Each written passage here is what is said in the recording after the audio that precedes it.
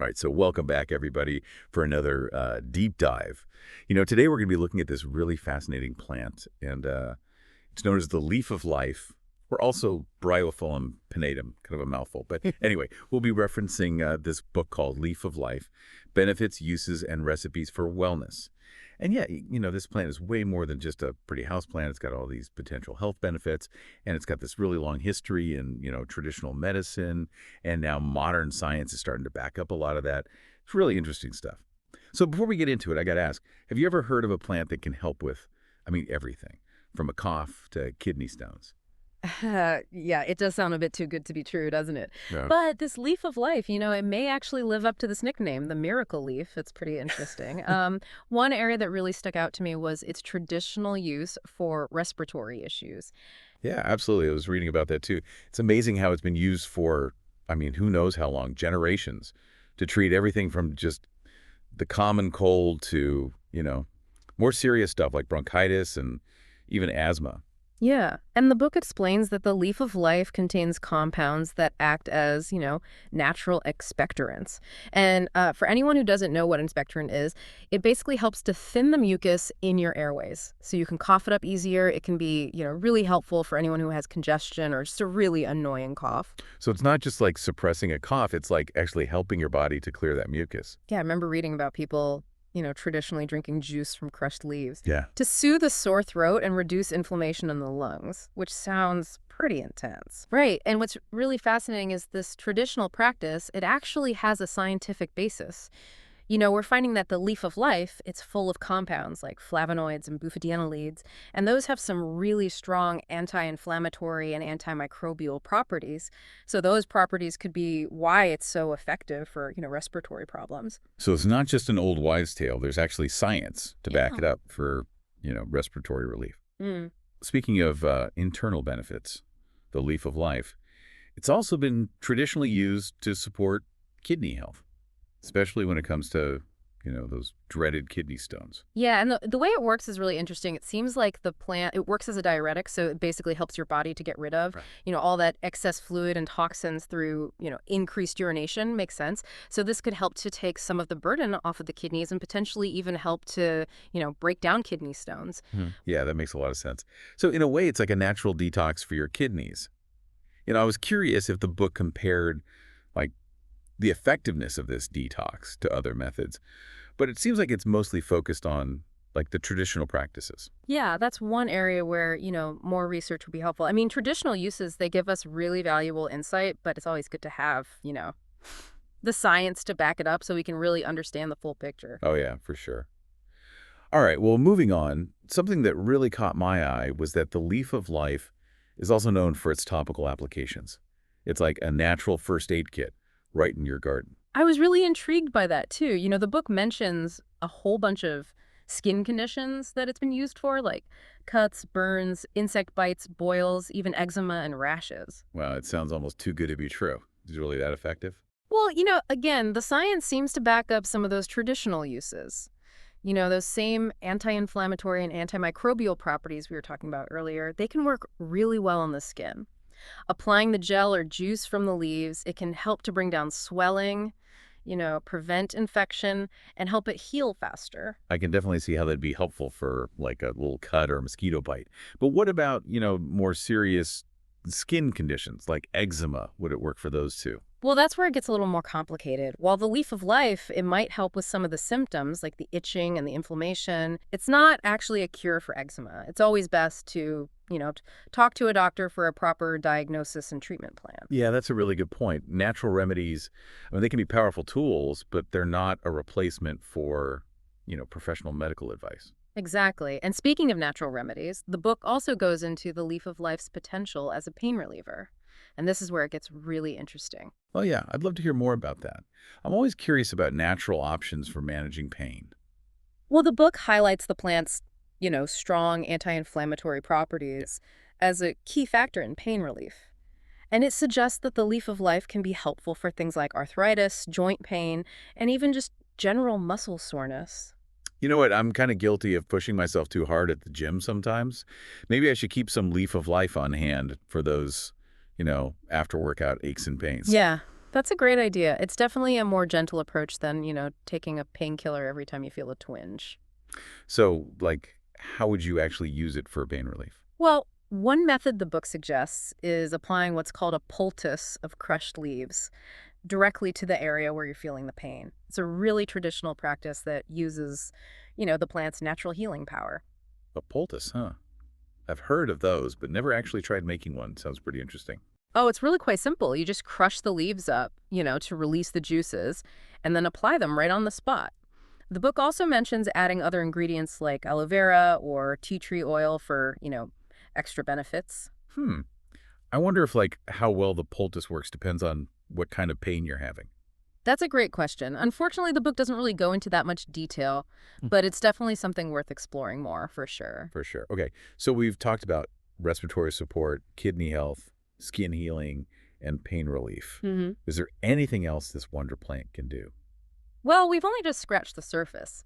The leaf of life is also packed with antioxidants, which are known for, boosting your immune system and protecting against cell damage. So it's like a natural shield against those, nasty free radicals. Exactly. And there's even some new research suggesting that the leaf of life could play a role in regulating blood sugar levels, which is especially interesting for people with diabetes or who are, at risk of developing it. Wait, are you saying this plant might help with blood sugar control too? I mean, what can't it do? It certainly seems to have a wide range of potential benefits. The book mentions some early studies that suggest that certain compounds in the leaf of life might actually help to make your body more sensitive to insulin and reduce how much glucose your body absorbs. But it's important to note that, this research is still pretty new. That's still pretty exciting news, though. I'm definitely curious to see what further research reveals about, this aspect of the leaf of life. Yeah, me too.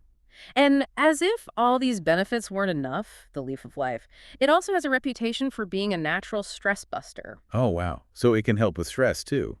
Tell me more about that. I could definitely use some stress relief in my life. Well, the book talks about how it's used in holistic healing to calm the mind and ease anxiety. Apparently, it has some mild sedative properties that can relax your nervous system, and that could lead to better sleep and, just a reduction in your overall stress levels. So it's like a natural chill pill. That sounds amazing. Right.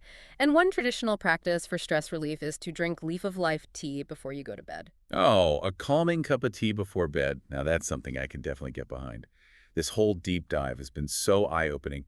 I had no idea a single plant could be this versatile. It's like a gift from nature, packed with all this healing potential. I totally agree. It really makes you appreciate just how powerful plants are and all the different ways they can support our well-being. But here's the question, how do we actually, put all this knowledge into action? Luckily, the book we're looking at, it actually gives us some practical guidance with some DIY recipes. Oh, perfect. That's what I was hoping for. Yeah. It's one thing to, learn about the benefits, Yeah. but it's another thing entirely to actually know how to use the leaf of life. Yeah, exactly. And the book has recipes for everything from healing teas to, skin soothing pastes. It even has a recipe for a detox juice using the leaf of life. Oh, that sounds really intriguing. Yeah. I'd love to learn more about those recipes and, how we can safely incorporate the leaf of life into our everyday routines. Yeah, me too. Let's take a closer look at those recipes in the next part of our deep dive. Okay, so let's get into those DIY recipes. I'm really curious about this leaf of life healing tea. It seems like such an easy way to, get all those plant benefits right into your daily routine. Oh, yeah, absolutely. The book really highlights this tea for how versatile it is. It can, help with your immunity, your digestion, and even your respiratory health. And the best part is it's super simple to make. So tell me, what do you need for it? You only need like 3 fresh leaf of life leaves and 2 cups of water. That's it. You can add honey or lemon for taste if you want, Mm-hmm. but really, the leaf of life is the star of the show. So you just like steep the leaves in hot water, just like regular herbal tea. Exactly, yeah. You just simmer them for, I don't know, 10 to 15 minutes, strain the liquid, and boom, your healing tea is ready. The books suggest drinking it like once or twice a day, and it's best if it's warm, to really get all those benefits. Yeah. It sounds like a really nice little ritual to add to your morning or evening routine. Oh, yeah, it does. Now, I'm also pretty intrigued by that skin healing paste we were talking about earlier. What's it like to make that? This one's a little more hands-on. You need about 5 leaves, and the goal is to, crush them into a paste. The book says to use a mortar and pestle, which I feel like would be really therapeutic, but I mean, I'm sure a blender or food processor would work too, in a pinch. Yeah, I bet using the mortar and pestle like the traditional way would be a lot more mindful, let you really connect with the plant. Oh, that's a really good point. And if you want an extra boost, you can add aloe vera gel and tea tree oil to the paste. Those are both, known for helping soothe the skin and fighting bacteria. And then once you have a nice smooth paste, you just put it right on the area that needs it. Leave it on for, I don't know, 15, 20 minutes and then rinse it off. Sounds like a nice, refreshing, and natural way to treat, those little skin irritations. Okay, so what about those of us looking for a little internal cleansing? That leaf of life and ginger detox juice sounded pretty interesting. Oh yeah, that one sounds great. That recipe, it combines the cleansing power of the leaf of life with that, a spicy kick of ginger. Basically, you blend 4 leaves with a little piece of ginger and a cup of water until it's smooth.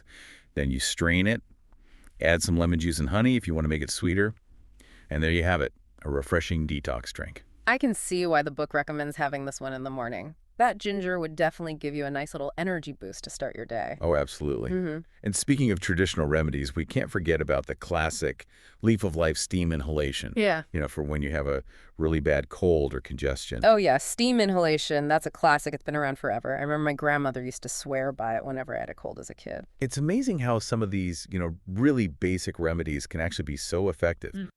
So for this one, you need to boil 5 leaves in 4 cups of water for about 10 minutes.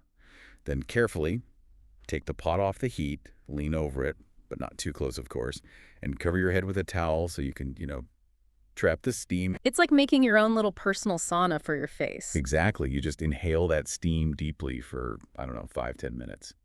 And it should help to open up your nasal passages, soothe a sore throat, and relieve that sinus pressure. It's amazing how these, simple, natural approaches can provide so much relief.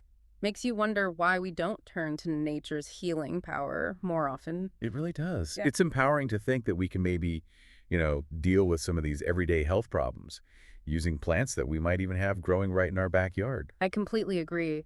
But, it is important to remember that these DIY recipes, they shouldn't be seen as a replacement for, professional medical advice. Oh, absolutely, for sure.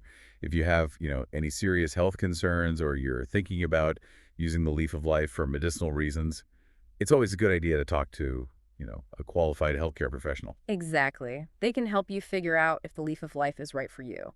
And they can tell you the best and safest ways to use it, especially if you have any other health conditions or you're already taking medication. Yeah. And speaking of safety, are there any, potential side effects or precautions that we should be aware of when using the leaf of life?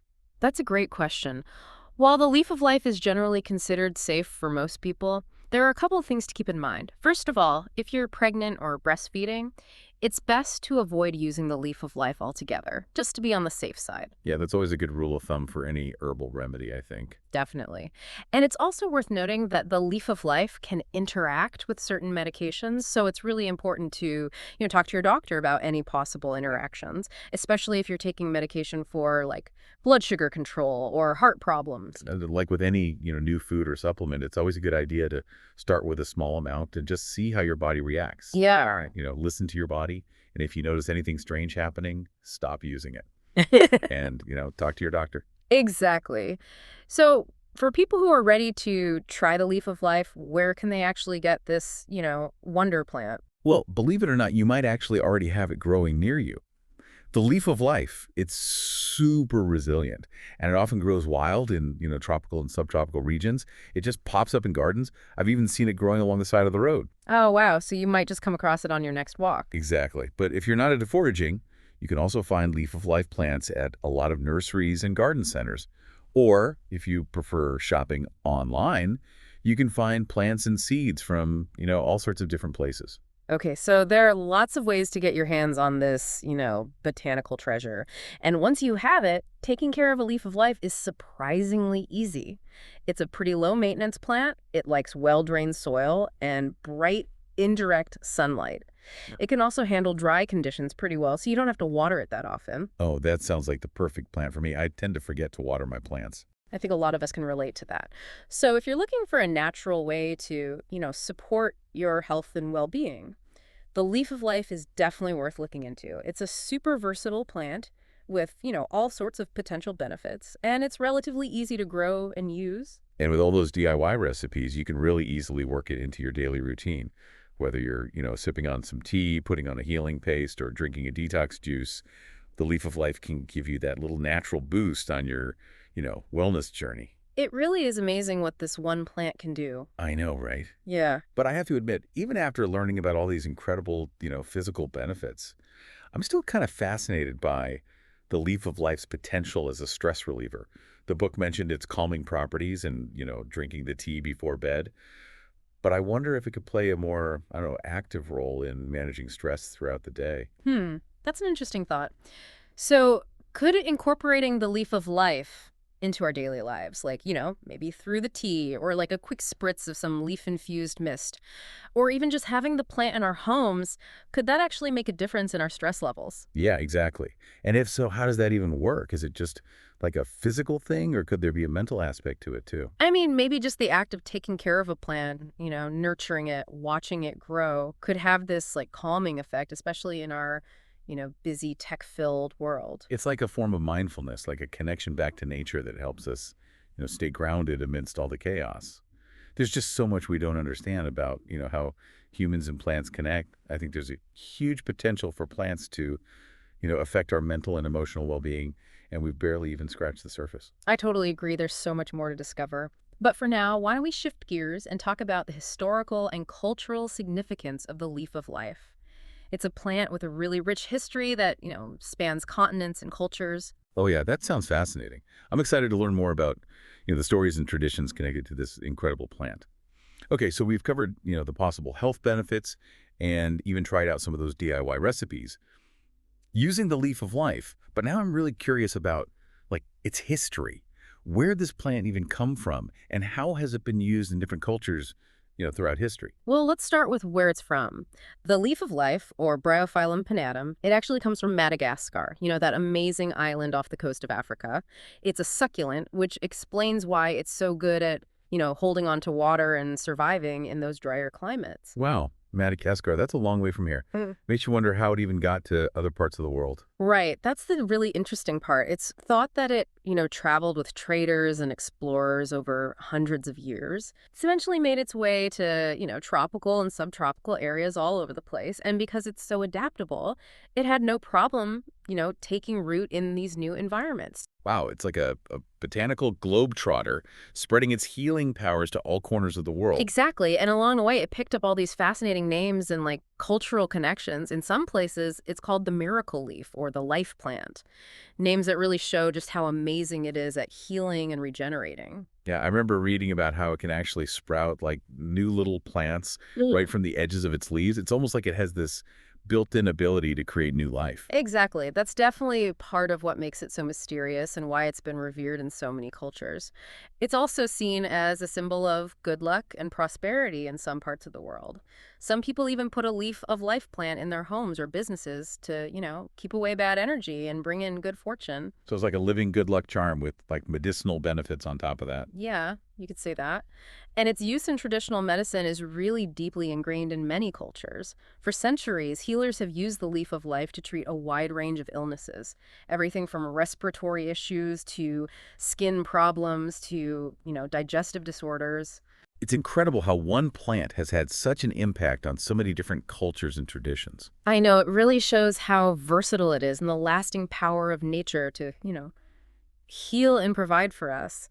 And as modern science keeps researching the leaf of life, who knows what other amazing discoveries are waiting for us. Yeah, it's exciting to think that there's still so much more to learn about this plant. This deep dive has totally changed how I see the leaf of life. I used to think it was just, a pretty houseplant. But now I see it as this symbol of like resilience and healing and just this connection between, all living things. I totally agree. It really is a testament to the incredible wisdom and power that we can find in the natural world. Well, it's been amazing exploring the world of the leaf of life with you. And to all our listeners out there, we hope you enjoyed this deep dive too. And we encourage you to keep exploring the wonders of nature, Always approach the natural world with curiosity, respect, and a sense of wonder. Yeah, absolutely. Thanks for joining us.